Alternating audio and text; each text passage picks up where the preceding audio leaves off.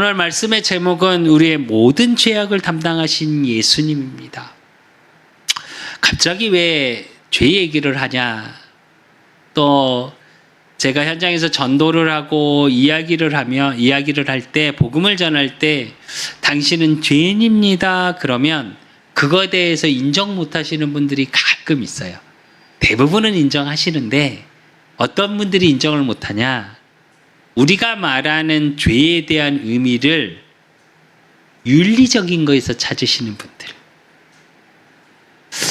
착하게 사신 분들 있잖아요. 우리가 소위 말해서 왜 그런 말들 하죠. 법 없이도 사는 사람. 그 얘기는 뭘까요? 윤리적인 의미예요. 정말로 착하게 살고 베풀면서 살고, 우리로 말하면 법을 어기지 않고 그렇게 잘 살아가신 분들. 그런 분들한테 당신은 죄인입니다. 그럼 뭐라 그러시냐? 나 죄 진 거 없는데요. 예전에 한번 이제 복음을 전하고 현장에서 이야기를 하다가 다 이렇게 복음에 대한 설명을 했어요. 그래서 이제 영접 초청을 했어요. 그런데 영접 기도의 첫 구절이 뭐냐? 저는 죄인입니다. 내가 죄인임을 고백하는 게 먼저거든요. 근데 그분이 뭐라 그러시냐? 저를 따라하시면 됩니다. 그래갖고 네, 따라하겠습니다. 그러더니 저는 죄인입니다. 그랬더니 갑자기 눈을 딱 뜨시더니 뭐라 그러냐? 나 죄인 아닌데요. 난 죄진 게 없대. 예. 그쵸. 윤리적으로는 죄에 안 지시고 세상에 선하게 사시는 분들, 또 좋은 분들도 참 많아요. 세상이 악하다고 말하지만 우리가 소위 말해서 윤리적으로, 세상적으로 선하게 사시는 분들도 참 많죠. 어쩌면 그런 분들 때문에 우리 사회가, 또 세상이 그래도 살만하다. 가끔 뉴스에도 왜 그런 이야기들을 나오죠. 얼마 전에는 뭐 여고생이 돈 떨어뜨리고 간 아저씨 돈을 주워다 드리고, 또 무인 점포 요즘 뭐 이렇게 청소년들이나 이래서 범죄가 많이 일어나는데 어떠한 중학생이 편지를 적어서 적어 놓고 돈을 놔두고 또 챙겨주는 그런 뉴스도 나오고, 그만큼 선하게 사시는 분들 많아요. 그런데 오늘 우리가 말하는 우리의 모든 죄악을 담당하신 예수님에서 죄는 어떤 죄를 이야기하냐? 원죄를 이야기해요. 왜냐? 그렇게 선하게 사시고 또 선한 분들도 많고 선하게 살려고 노력하고, 대부분 일부의 사람 빼고는 선하게 살려고 노력을 하죠. 그런데 왜 우리는 마음이 이렇게 힘들까요? 선한 것을 보면 좋고, 선한 것을 보면 나도 저 사람처럼 살아야지. 또 많은 기부 행렬을 합니다. 어려운 사람을 돕고, 또 그것을 하는 많은 또 함께하는 사람들, 그것을 보면서 나도 돕고 싶고 함께하고 싶고, 그러면서 정말로 행복하게 누리면서 도우면서 우리가 소위 말하는 선하게 살고 싶은데, 어떤 분이 제게 그러더라고요. 인생이 참 생각처럼 안 돼. 그렇게 살고 싶은데 세상이 나를 그렇게 못 살게 해. 또 어떤 분들은 그럽니다. 세상이 내 마음 같지 않아. 왜 이럴까요? 대부분의 사람들이 선하게 살고 싶고 남을 돕고, 그러면 그것 때문에 굉장히 마음이 따뜻해지고 기분이 좋아지고, 내가 한 것도 아닌데 그런 것들을 보면 가슴이 뭉클해지기도 하고 감동도 받고, 그런 사연을 들으면서 눈물도 흘리는데 왜 그렇게 안 사라질까요?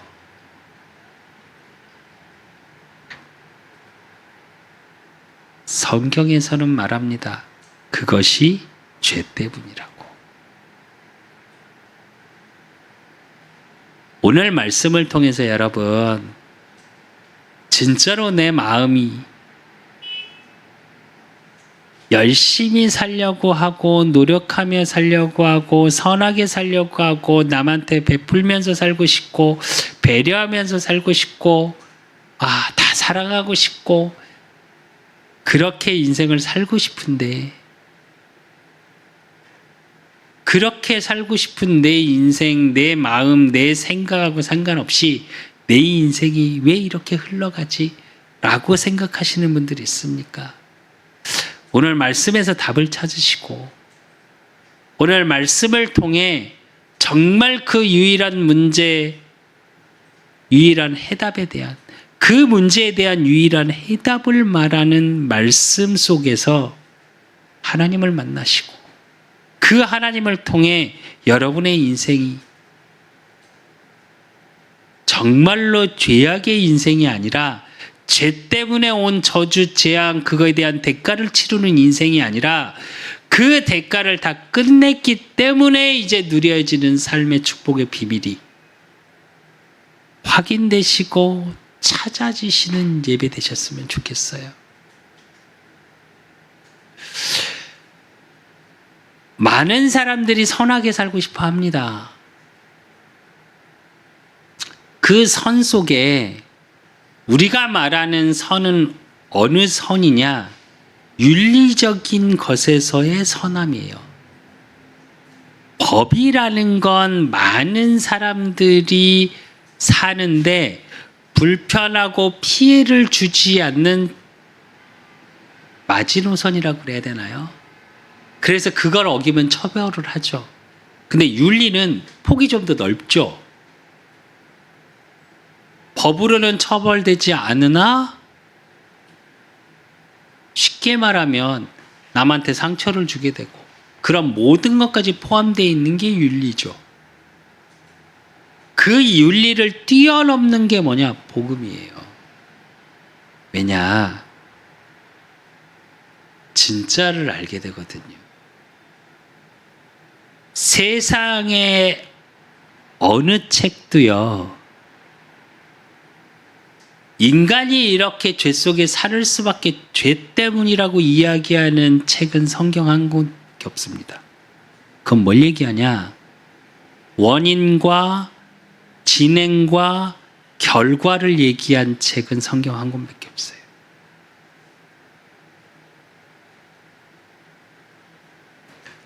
그러면 진짜 여러분의 인생을 어디에 맡기고 살아 가고 싶으십니까?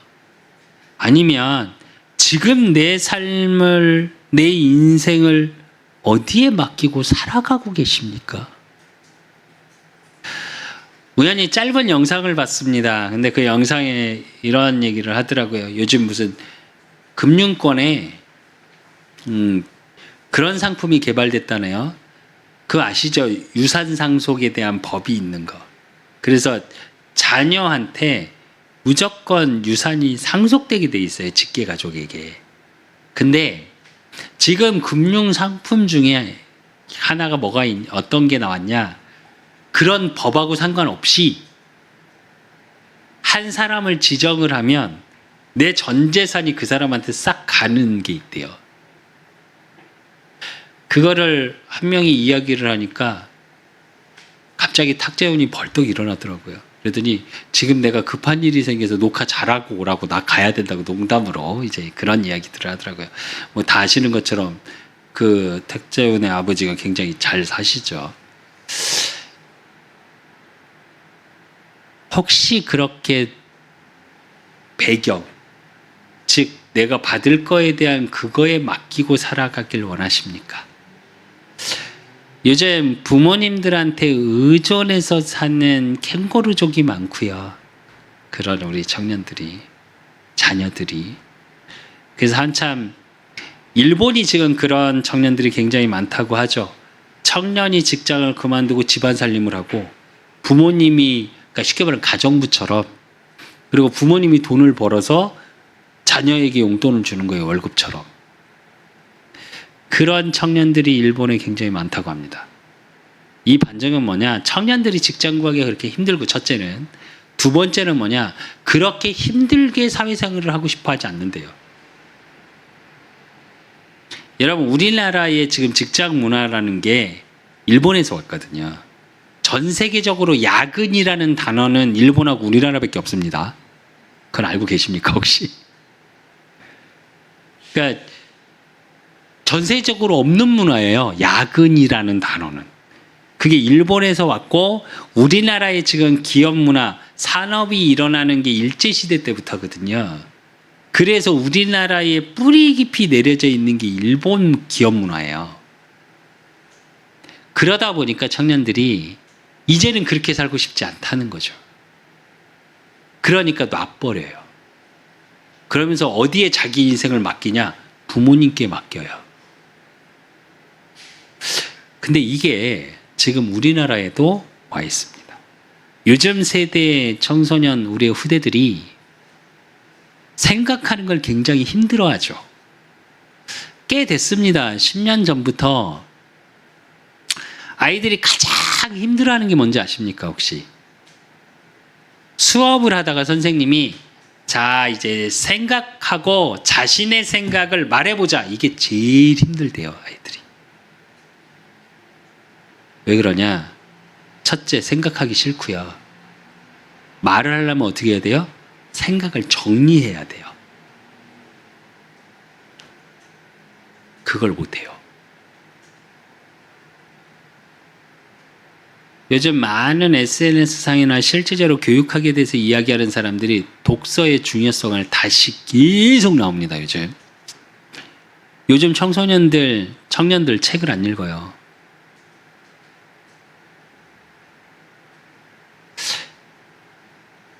저도 이제 지하철을 다니면서 그전엔 책을 맨날 들고 다녔었는데 요즘은 책을 잘 안 들고 다니게 되는데 실제로 우리나라 지하철에서 책을 읽는 퍼센테이지가 몇 프로나 될 것 같으세요? 요즘 거의 없어요. 연세 드신 분들 가끔 책을 읽는 모습이 보여질 때가 있어요. 그거 볼 때마다 저는 되게 이렇게 도전받아요. 아이씨, 책 갖고 다녀야 되는데.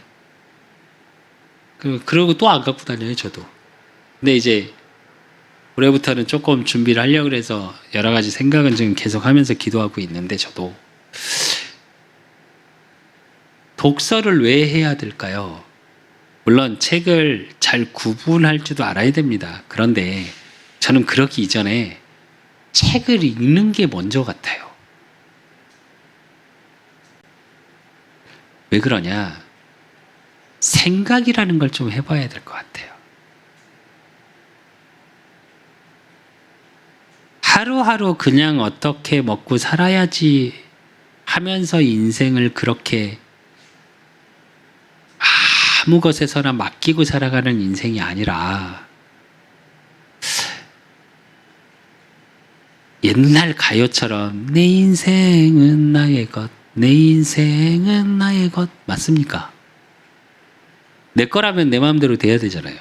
여러분 인생 여러분 마음대로 되십니까?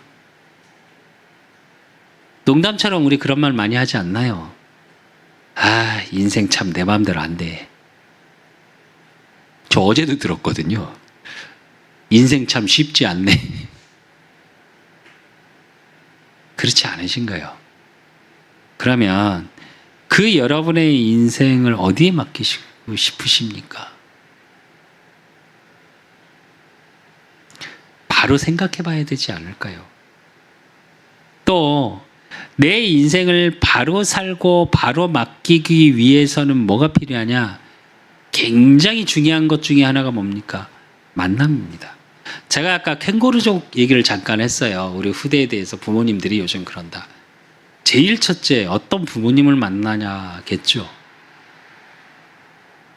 또 여러분이 인생을 살아가다 보면 또 좋은 선생님도 만나야겠죠.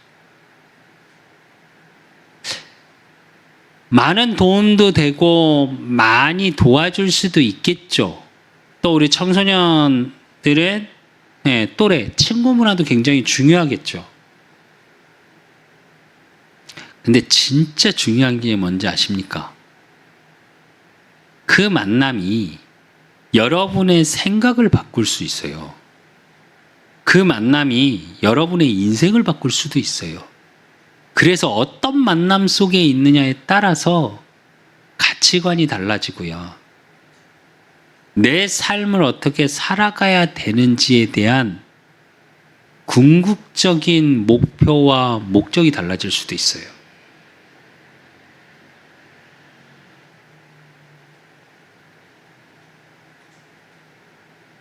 제가 왜 하나님 만나십시오, 하나님을 만나셔야 됩니다, 자꾸 서론에서 이 얘기를 하냐. 불신자는 당연히 불신자이기 때문에 하나님을 만나야죠. 그러면 신자, 성도인 여러분은 하나님을 얼마나 만나고 계십니까? 여러분의 인생을 하나님에게 맡기고 살아가고 계십니까? 제가 좀 전에 찬양하면서 기도하면서 하나님께 그랬습니다. 제가 늘 얘기하는 것 중에 하나가 기도란 나를 내어놓는 것이다. 저 그 얘기를 참 많이 하는데, 무엇을 요구하는 게 아니라 나를 하나님 앞에 내어놓는 게 기도고, 제가 체험한 기도는 그렇습니다. 그래서 그 얘기를 하고 그 얘기를 늘 하고 이야기를 하는데, 갑자기 무슨 생각이 드냐. 나도 하나님 앞에 참 나를 포장하고 내어놓고 있구나. 진짜 내 모습을 가지고 하나님을 만나는 게 아니라 내가 보여주고 싶은 굉장히 괜찮아, 이뻐 하고 나를 포장해서 하나님을 만나고 있구나라는 생각이 문득 들었어요. 제가 하나님께 뭐라고 기도했냐.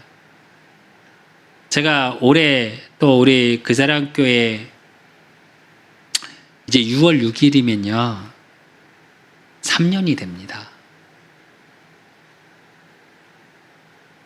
스터디 카페에서 첫 예배를 드렸고, 그 스터디 카페에서 우리 수창이, 지금 군대 가 있는 우리 수빈이, 연경 사모, 저 넷이서 조그만 캠을 막 세팅을 하고, 그 잠깐 시간에 그러니까 막 정신이 없어요. 더더군다나 그 첫 예배 때 제가 여러 가지 사건이 있었고 약간 멍한 상태였어요. 그러면서 주셨던 말씀이 뭐였냐. 하나님이 보시기에 참 좋았더라.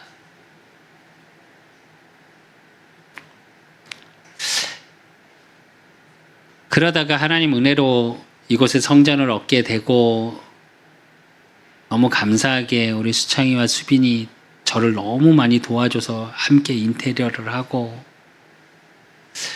그렇게 지금 이제 3년이 되어 갑니다. 첫 한 해 빼고는 지금 작년, 올해 들어서 제가 일을 시작해서 일을 해요. 근데 일을 하면서 물론 깨달아진 것도 너무 많고 하나님 앞에 감사한 것도 너무 많다고 고백을 하면서도 제 마음 한쪽엔 계속 뭐가 왔냐. 이게 맞나?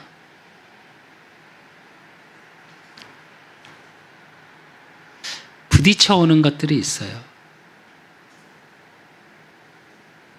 일용직 노동자라는 게 되게 무시당하거든요. 어제도 그 이사님 내 말 똑바로 들으랬죠 이러고 삿대질을 해가면서 얘기하는데 가만히 서 있는데 여러 가지 생각이 들더라고요.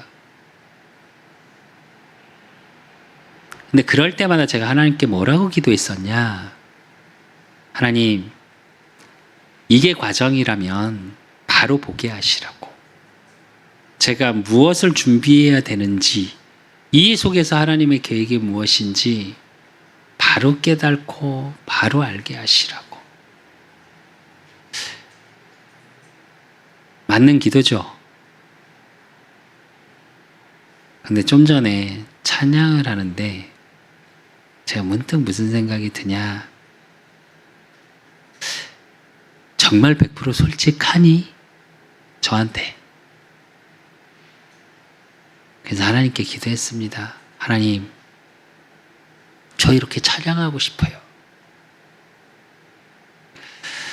우리 후대들하고 같이 찬양하고 말씀을 나누고 정말 그러고 싶어요. 하나님, 나 이제 일 그만하고 싶어요. 그랬어요. 제가 이 기도는 처음 해봐요. 제 일 그만하겠습니다. 이렇게 그만하고 싶어 이런 기도를 해본 적이 별로 없어요. 왜냐하면 그 속에서 깨달은 것도 많고 느껴진 것도 많았거든요, 사실은. 근데 제가 문득 지금 하나님 앞에 기도하면서 그렇게 기도했어요. 왜 제가 이런 얘기들을 좀 하냐. 우리는 경제가 없다고 힘든 삶을 살았다고 내 인생을 돈에 맡기려 해요. 또 성공하지 못했기 때문에 사람들에게 무시당하고 내 자존감이 없는 거야. 그러면 어떻게 되냐? 내 인생을 성공에 맡기고 싶어 해요. 정말 죄송한데요. 세상의 것은 영원한 게 없습니다. 세상의 건 다 지나가요. 우리나라의 최고의 권력자, 그 반대편에서 딱 한마디 하더라고요. 그게 영원할 것 같냐 이러더라고요. 맞아요, 그 말이. 그래서 우리는 영원한 것 속으로 내 인생을 맡겨야 하고요. 그러기 위해서 바른 만남 속에 있어야 하고요. 그 만남이 나의 모든 것에서 확인되고 지속되셔야 돼요.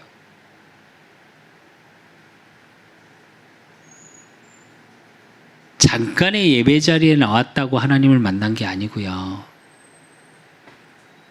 예배 자리에 나와서 주신 말씀을 가지고 내 삶 속으로 들어갈 수 있어야 돼요. 그 만남이 매 순간 매일의 삶 속에 어떤 상황 속에서도 이루어지는 응답 속에 있으셔야 돼요. 그래야 뭐가 보이냐? 죄 때문에 와 있는 저주 재앙이 끝난 거구나라는 게 확인돼요. 그래야 죄와 저주 가운데 있었던 과거의 옷을 벗어버릴 수 있어요. 안 그러면요, 우리는 과거의 상처에 매이고요, 과거의 습관이 기준이 되고요, 과거의 가치관을 가지고 성경을 덮었어요. 그러니까 진짜 어떤 환경이 딱 부딪혀 오면, 문제 사건이 딱 부딪혀 오면 덮었었던 게 깨져버리고 내 속에 있던 게 드러나게 되는 거예요. 그러니까 뭐만 나오냐? 복음 안 나와요. 상처만 나와요. 여러분, 정말 오늘 말씀을 통해 이사야서 53장은 여러분이 너무 잘 아시는 것처럼 예수님이 죄를 담당하시는 십자가 사건을 말씀하고 있잖아요.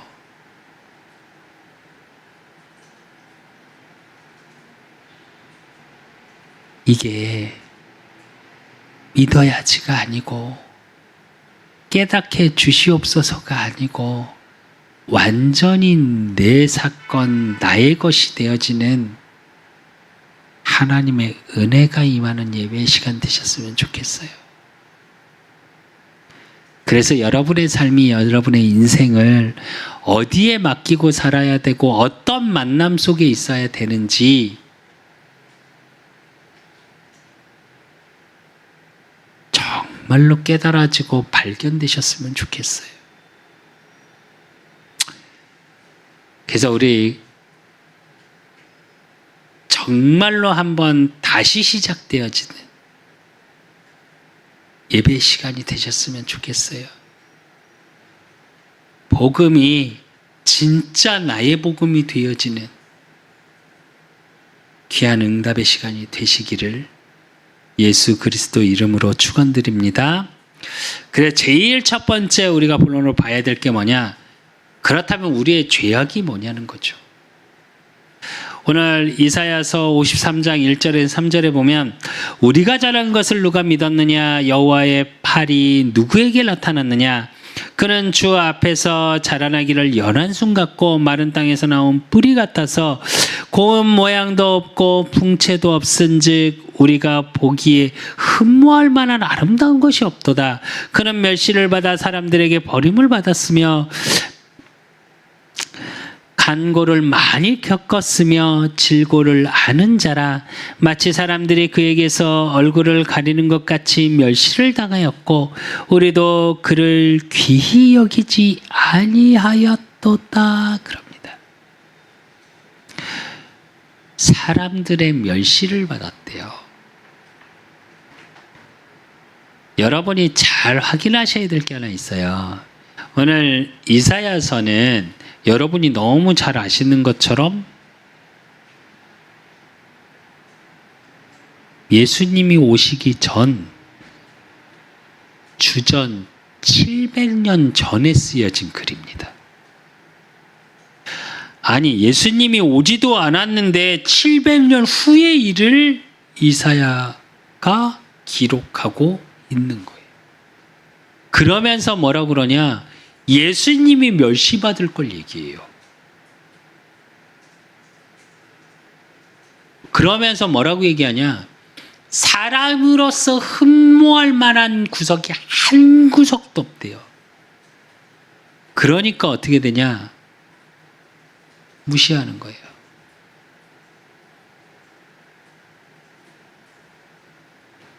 사람들이 말하는 멋있는 유대인이 기다렸던, 이스라엘 민족이 기다렸던 왕으로 오실 왕자의 모습으로, 아니요, 말구유에서 태어나셨어요.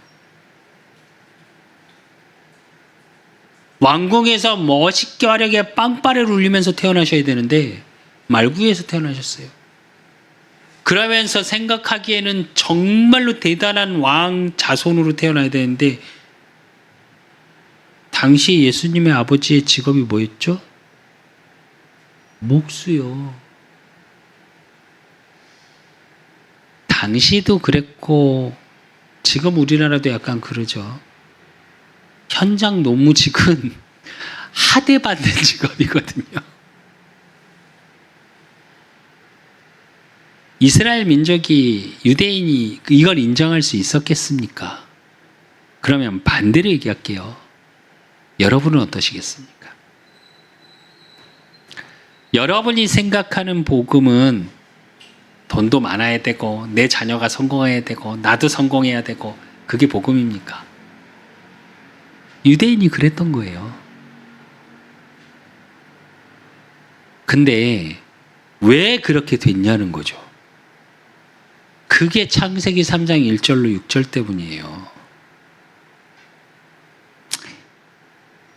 분명히 하나님이 그것을 먹는 날에는 반드시 죽으리라 했는데 뱀을 통해서 얘기하죠. 뭐라고요? 먹지 말라 그랬냐 하나님이? 그러니까 하와가 얘기합니다. 아니, 다 먹으라 하셨어. 그런데 동산 중앙에 있는 저 나무 선악과만 먹지 말라고 그랬어. 그러니까 사단이 인간의 뭘 건드는 줄 아십니까? 아니, 하나님의 약속을 잃어버리고 보암직도 먹음직도 지혜롭게 할 만큼 탐스럽게 그렇게 살고 싶어하는 그 심령을 건드려요. 그러니까 죽을까 하노라로 바뀌어요. 반드시 죽으리라 했는데 그 죄악 때문에 인간에게 온 게 뭐냐? 원죄라는 거예요. 인간의 씨를 가진 모든 인간은 이 원죄 가운데 태어나요.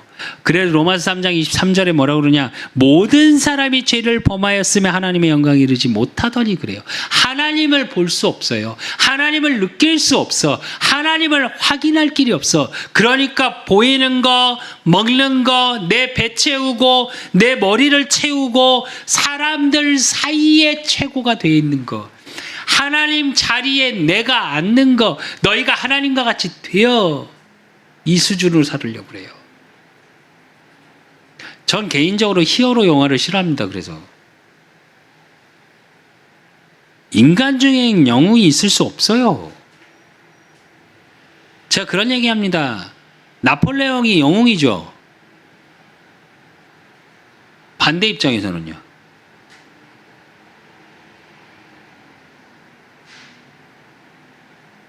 반대 입장에서는요. 최고 악인 아닐까요? 바로 봐야 돼요, 여러분.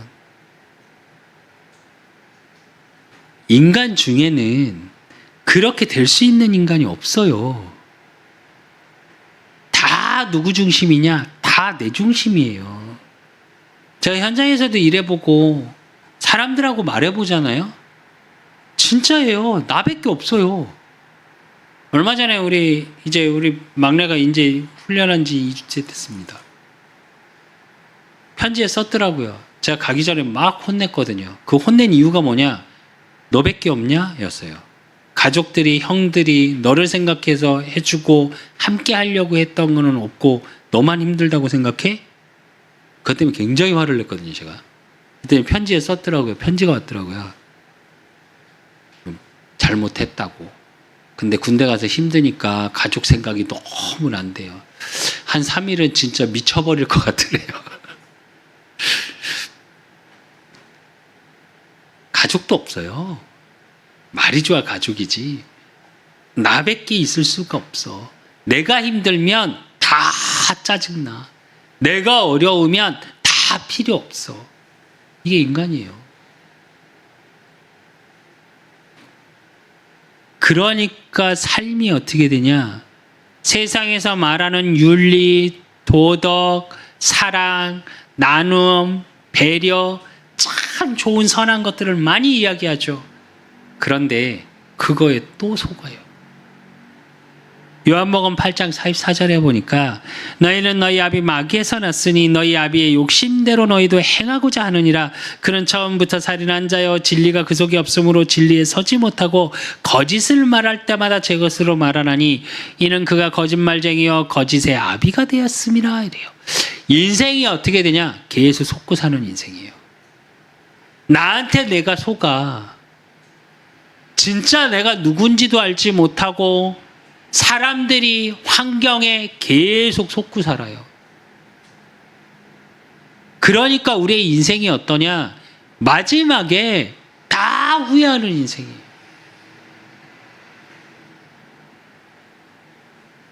아십니까? 병동 중에 종합병원 가면 이제 진짜 질병으로 인해서 갖고 있는 병, 암이나 여러 가지 병 때문에 호스피스 병동이 있어요. 그게 뭐냐? 진짜로 죽을 날이 얼마 안 남은 사람들이 있는 병실이 있어요. 거기서 20년을 근무한 간호사가 책을 쓴 게 있습니다. 근데 그 책의 처음과 결론이 뭔지 아십니까? 모든 인생은 후회한다예요. 어떤 사람은 많은 걸 못 해봐서 후회하고, 어떤 사람은 너무 많은 것을 후회하고, 어떤 사람은 열심히 산 걸 후회하고, 어떤 사람은 열심히 안 산 걸 후회하고. 왜 그러냐?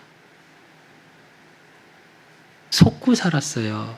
그러니까 마지막을 정리하는데 뭐만 남냐? 후회만 남아. 아, 그래도 내 인생 이렇게 살았으면 잘 살았다.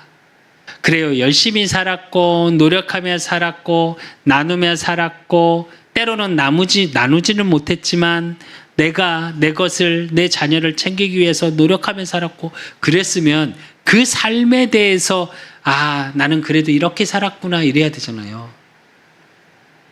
딱 성경이 맞아요. 속고 산 인생이 돼버려요. 이렇게 할 걸, 이렇게 살 걸. 그러니까 계속 속고 산 거예요. 그게 왜 그러냐? 죄 때문에요. 인생이 하나님과 함께 해야 되는 인간이 원죄 때문에 하나님과 단절된 삶을 살고 마귀의 자녀로 살다 보니까 인생 자체가 정말로 진리가 보여지지 않는 인생이에요. 정말로 정의가 뭔지 모르는, 알 수가 없는, 그게 우리의 죄예요. 죄 때문에 와 있는 것들이에요. 그래서 하나님이 어떻게 하셨냐? 그 죄악을 담당하기 위해서 하나님 대신 예수님이 육신의 몸을 입고 오셔서 어떻게 하셨냐? 이사야서 53장 4절로 5절에 보면 그는 실로 우리의 질고를 지고 우리의 슬픔을 당하였거늘 우리는 생각하기를 그는 징벌을 받아 하나님께 맞으며 고난을 당한다 하였노라. 그가 찔림은 우리의 허물 때문이요 그가 상함은 우리의 죄악 때문이라. 그가 징계를 받음으로 우리는 평안을 누리고 그가 채찍을 맞음으로 우리는 나음을 받았도다 그랬어요. 무슨 얘기냐? 여러분 너무 잘 아시죠? 죄에 대해서는 반드시 대가가 있다고 하나님이 말씀하셨어요. 그 하나님이 말씀하신 그 말씀을 하나님이 지키시기 위해서 모든 인간을 구원해내야 되겠는데 어떻게 해요? 그 죄를 대신해야 되는 거예요. 그래서 하나님이 직접 자기가 몸을 입고 육신을 입고 오셔서 채찍을 맞으세요. 여러분, 원어적인 사전 로마의 당시는 어땠냐? 채찍이 여러분이 아는 이 채찍이 아니에요. 채찍 끝에 납덩어리가 달려 있어요. 그래서 어떻게 돼 있냐? 끝이 이렇게 휘어 있어요. 끝이 살짝 안쪽으로. 그래서 채찍을 딱 찍으면 채찍이 살을 딱 찍어요.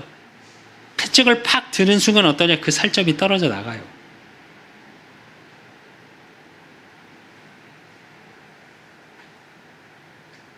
그 질고를 대신 지시면서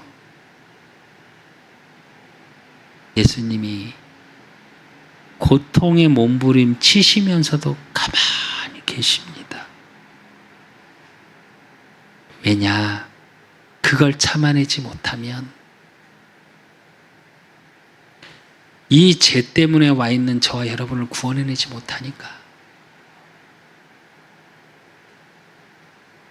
왜 예수님을 그리스도로 믿어야 하고 그리스도 예수 안에 여러분의 인생을 맡겨야 하냐? 왜 하나님을 매일 만나고 그 십자가 사건이 매일 나의 삶에 나의 사건으로 확인되는 삶이 돼야 되냐? 이것 때문이에요. 여러분의 허물, 여러분의 죄악, 여러분이 받아야 될 징계, 여러분의 아픔, 하나님이 끝내시니까.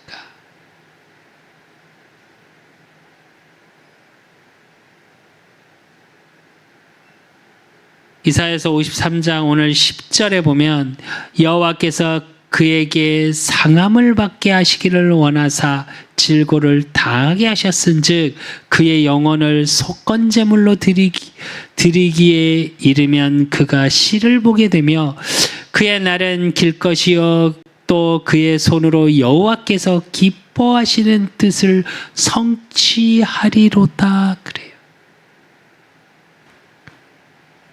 하나님이 저와 여러분을 위해서 대신 채찍 맞으시고 침을 뱉으며 가시면류관을 쓰며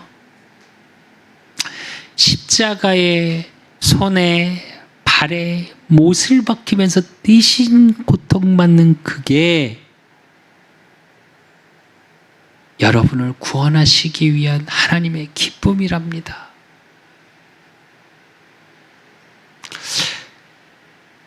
생각해 본 적 있으십니까?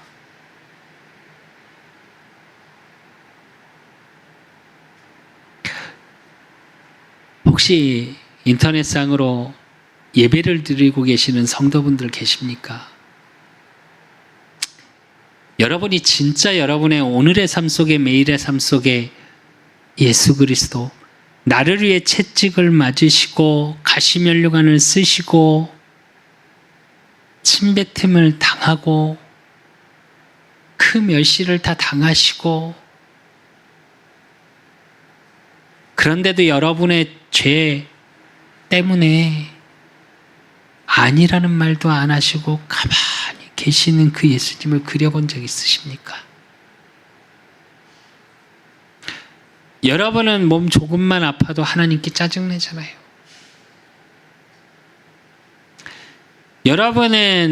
여러분 자녀가 조금만 안 돼도 하나님께 짜증내시잖아요. 여러분의 삶에 조금만 어려움이 와도 하나님께 따지시잖아요. 왜 그러시냐고. 하나님은 한 번도 여러분에게 너희 왜 그러냐 뭐라 하지 않으세요. 가만히 대신 맞아주세요.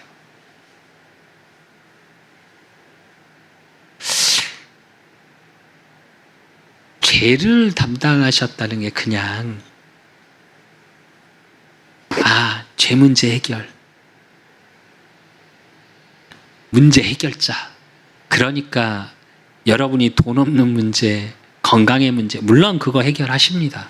근데 그거 기준으로 보이십니까? 최소한 여러분은 아니셔야 해요. 마가복음 10장 45절에 보니까 인자가 온 것은 섬김을 받으려 함이 아니라 도리어 섬기려 하고 자기 목숨을 많은 사람의 대속물로 주려 함이라. 그러면서 오늘 이사야 53장 6절에 뭐라고 그러셨냐? 우리는 다 양 같아서 그릇 행하여 각기 제 길로 갔거늘 여호와께서는 우리 모두의 죄악을 그에게 담당시키셨도다 이래요. 죄를 담당시키시고 뭐라고 얘기하시냐? 로마서 8장 1절에서 2절에 보니까 그러므로 이제 그리스도 예수 안에 있는 자에게는 결코 정죄함이 없나니 이는 그리스도 예수 안에 있는 생명의 성령의 법이 죄와 사망의 법에서 너를 해방하였음이라 이래요. 여러분 혹시 묶여있는 게 있습니까?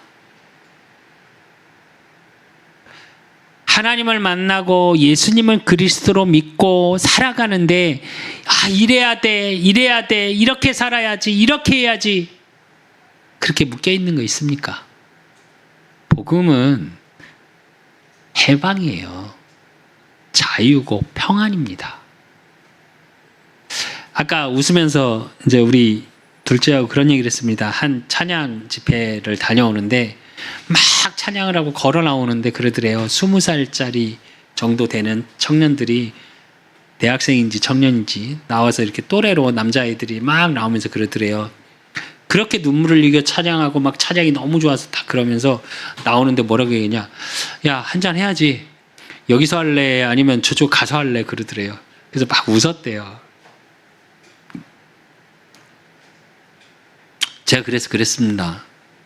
술을 먹는 게 좋다, 나쁘다, 율법적으로 얘기할 게 아니고 그 친구들에게 술 마시는 것보다 더 재밌는 게 복음 안에 있어서 술을 끊어야 된다가 아니라 술을 마실 이유가 없어져야 된다. 근데 우리는 뭐라고 얘기하냐? 하나님 자녀는 그러면 안 돼, 그렇게 말해요. 맞는 겁니까? 술을 마시는 게 좋다, 방탕한 삶 막 놀고, 클럽에서 밤새 놀고 이게 좋다, 이 말이 아니잖아요. 제 말은 그거보다 교회 와서 예배드리는 게 더 즐겁고, 그거보다 하나님 앞에 찬양하는 게 더 즐겁고, 그거보다 더 좋은 게 많은데 그것까지 할 필요가 없어져야죠. 모르겠습니다. 저는 그렇습니다. 목회자여서 뭐 그런 걸 안 해야 된다, 아니요. 그것보다 더 좋은 걸 알았기 때문이에요. 그것보다 진짜 행복한 걸 알았기 때문이에요. 그래서 세 번째로 우리가 확인해야 될 게 뭐냐? 우리가 반드시 믿고 누릴 거예요. 그게 오늘 53장 11절에 뭐라고 그러셨냐? 그가 자기 영혼에 수고한 것을 보고 만족하게 여길 것이라. 나의 의로운 종이 자기 지식으로 많은 사람을 의롭게 하며 또 그들의 죄악을 친히 담당하리로다 이래요. 예수님을 말씀하시는 거거든요. 뭐라 그래요? 많은 사람을 의롭게 하는 죄를 담당하셨대요. 여러분이 믿어야 될 게 이거예요.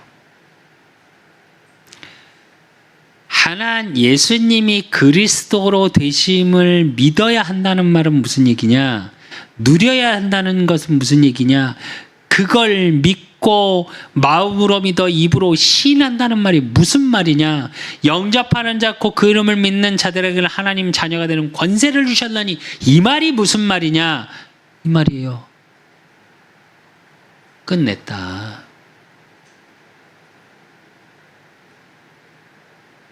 의롭게 되어졌다는 말은 무슨 얘기냐? 끝났다는 얘기예요.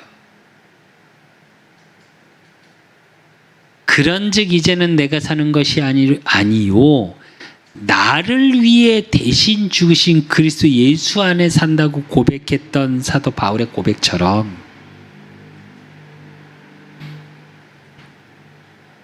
이제 내가 십자가에 못 박혀 죽었나니 그러니까 내가 흔들리니까 고통스럽고 나는 죽어야 되고 아니 그런 얘기가 아니고요. 바울이 그런 수준으로 얘기했겠습니까? 당시의 최고의 지식인이었습니다. 그 얘기가 아니잖아요. 의미를 말한 거잖아요. 그 의미가 뭐냐? 의롭게 되어진 삶이에요. 새롭게 되어진 나의 인생이에요. 그 인생이 어떤 인생이냐? 로마서 5장 8절로 11절에 보니까 우리가 아직 죄인 되었을 때 그리스도께서 우리를 위하여 죽으심으로 하나님께서 우리에 대한 자기의 사랑을 확증하셨느니라. 그러면 이제 우리가 그의 피로 말미암아 의롭다 하심을 받았으니 더 그로 말미암아 진노하심에서 구원을 받은 것이니 곧 우리가 원수 되었을 때에 그의 아들의 죽으심으로 말미암아 하나님과 화목하게 되었은즉 화목하게 된 자로서는 더욱 그의 살아나심으로 말미암아 구원을 받을 것이니라. 그뿐 아니라 이제 우리로 화목하게 하신 우리 주 예수 그리스도로 말미암아 하나님 안에서 또한 즐거워하느니라 그랬어요. 그리스도로 말미암아 구원의 삶이 매일의 삶 속에서 확인돼요. 그러니까 삶이 어떻게 되냐? 즐거운 삶이에요. 어떤 문제가 왔고 어떤 사건이 왔고 어떤 어려움이 와서 내 인생이 살기 힘든 삶이 아니라 거기서 계속 구원의 실 주님을 만나고 예배드리러 왔더니 강단에서 선포되는 말씀이 하나님이 나를 향한 이런 계획을 갖고 계셨구나. 이런 의미가 있구나. 이런 뜻을 갖고 계셨구나. 그러면 어떻게 돼요? 기뻐집니다. 그 문제가 해결돼서 응답받아서 기뻐가 아니고요. 우린 자꾸 그렇게 해요. 문제 해결을 해버리고 그 해결이 응답이라고 생각하는데 아니요. 진짜 응답은 뭐냐? 저는 그렇게 생각합니다. 복음적으로 깨달아지는 게 진짜 응답이에요. 깨달아졌다는 말은 뭐냐? 의미를 알았다는 얘기겠죠. 하나님이 내 인생에 대한 의미, 의도를 깨달은 거예요, 내가.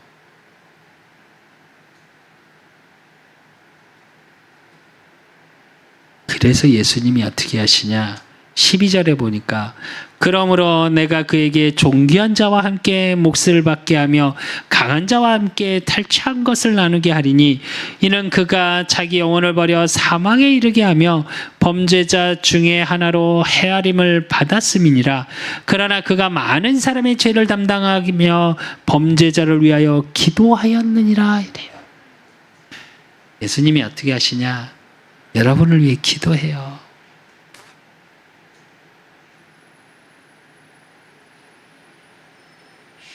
그것을 믿고 누리셔야 돼요. 그래서 예수님이 직접 말씀하시죠. 요한복음 14장 6절에 예수께서 이르시되 내가 곧 길이요 진리요 생명이니 나로 말미암아 끊고는 아버지께로 올 자가 없느니라. 하나님을 만나는 생명 가진 자로, 진짜 진리가 무엇이고 어떤 길을 가야 하는지 아는 자. 근데 그게 복음 안에서만 보여요. 그렇지 않으면 여러분의 인생이 정말 깜깜하실 거예요. 될 듯 안 돼. 이렇게 하면 될 것 같고 잠깐 힘을 내보고 아니 또 주저앉게 돼. 그 실패가 반복되면 어떻게 되냐? 그냥 주저앉아서 살게 돼요. 진짜 이제 여러분 하나님을 만나시고요. 예수님을 그리스도로 믿는다는 게 뭐냐? 오늘 나의 삶 속에 구원의 역사가 일어나는 거예요. 오늘 나의 삶 속에 평안의 기쁨을 누리는 삶이 되는 거예요. 그래서 결론으로 이사야서 53장 5절 다시 한번 보면 그가 찔림은 우리의 허물 때문이요 그가 상함은 우리의 죄악 때문이라. 그가 징계를 받음으로 우리는 평안을 누리고 그가 채찍을 맞음으로 우리는 나음을 받았도다 이랬어요. 무슨 얘기냐? 허물과 죄에서 빠져나오십시오. 이제 예수님이 그리스도로 이 땅에 오셔서 하나님이 하나님의 뜻을 하나님이 직접 지고 끝내셨어요.